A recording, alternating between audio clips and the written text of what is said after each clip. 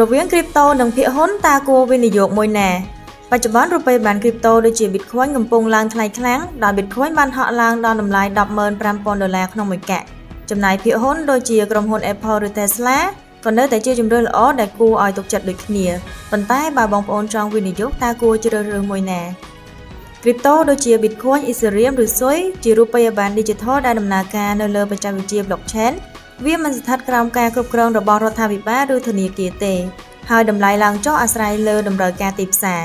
ឧទាហរណ៍បើមានព័ត៌មានថាក្រុមហ៊ុនធំៗដូចជា PayPal ទទួលយក Bitcoin តម្លៃវាអាចហក់ឡើងភ្លាមៗចំណែកភាគហ៊ុនគឺជាការទិញផ្នែកមួយនៃក្រុមហ៊ុន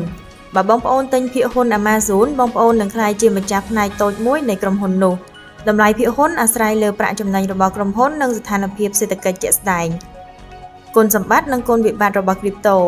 សម្រាប់គុណសម្បត្តិគ្រីបតូអាចផ្ដល់ផលចំណេញខ្ពស់ឧទាហរណ៍បើបងប្អូនទិញ Bitcoin នៅតម្លៃ 10,000 ក្នុងឆ្នាំ2020ឥឡូវបងប្អូនអាចចំណេញជាង10 ដងឬដូចជា Solana ដែលធ្លាប់ឡើងពី$3ដល់$260ក្នុងឆ្នាំ2021គ្រីបតូក៏អាចជួញដូរបាន24ម៉ោងក្នុងមួយសប្តាហ៍មិនដូចផ្សារហ៊ុនដែលបិទមិនឲ្យមានការជួញដូរនៅចុងសប្តាហ៍នោះទេចំណែកឯគុណវិបត្តិវិញតម្លៃគ្រីបតូគឺឡើងចុះខ្លាំងឧទាហរណ៍ Bitcoin ធ្លាប់ធ្លាក់ 30% ក្នុងមួយសប្តាហ៍ក្នុងឆ្នាំ2022មួយទៀតគម្រោងថ្មីៗអាចមានហានិភ័យខ្ពស់ព្រោះការគ្រប់គ្រងច្បាប់នៅតែមិនច្បាស់លាស់ដូចជាបញ្ហាផ្លូវច្បាប់របស់ HOP ជាមួយ SEC ជាដើមបងប្អូនក៏អាចប្រឈមនឹងហានិភ័យដូចជាគម្រោង Luna ក្នុងឆ្នាំ2022ដែលធ្វើឲ្យអ្នកវិនិយោគខាតបង់រាប់លានដុល្លារ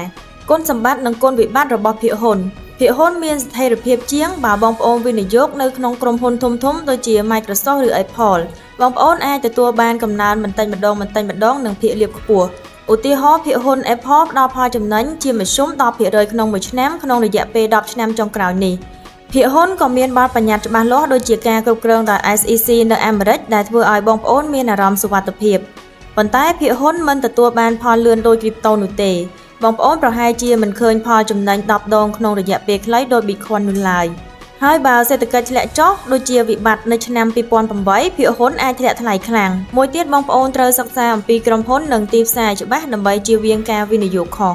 សម្រាប់ការជ្រើសរើសគឺអាស្រ័យលើបងប្អូនបើបងប្អូនអាចទទួលហានិភ័យខ្ពស់និងចាប់អារម្មណ៍ជាមួយបច្ចេកវិទ្យាគ្រីបតូគឺស័ក្តិសមបំផុតសម្រាប់បងប្អូនប៉ុន្តែបើបងប្អូនមិនចង់ stress នឹងការធ្លាក់ថ្លៃភាគហ៊ុននៅក្រុមហ៊ុនធំៗឬ ETF ដូចជា S&P 500ជាជម្រើសល្អសម្រាប់បងប្អូនមួយទៀតបើបងប្អូនចង់វិនិយោគទាំងគ្រីបតូនិងភាគហ៊ុនបងប្អូនអាចបែងចែកលុយវិនិយោគបាននេះគ្រាន់តែជាទស្សនៈរបស់ Vertex តែប៉ុណ្ណោះ Vertex គ្រាន់តែចែករំលែកគំនិតមិនមែនជាដំបូន្មានហិរញ្ញវត្ថុនោះទេដូច្នេះបងប្អូនត្រូវសិក្សាដោយខ្លួនឯងនិងទទួលខុសត្រូវលើហានិភ័យផ្ទាល់ខ្លួន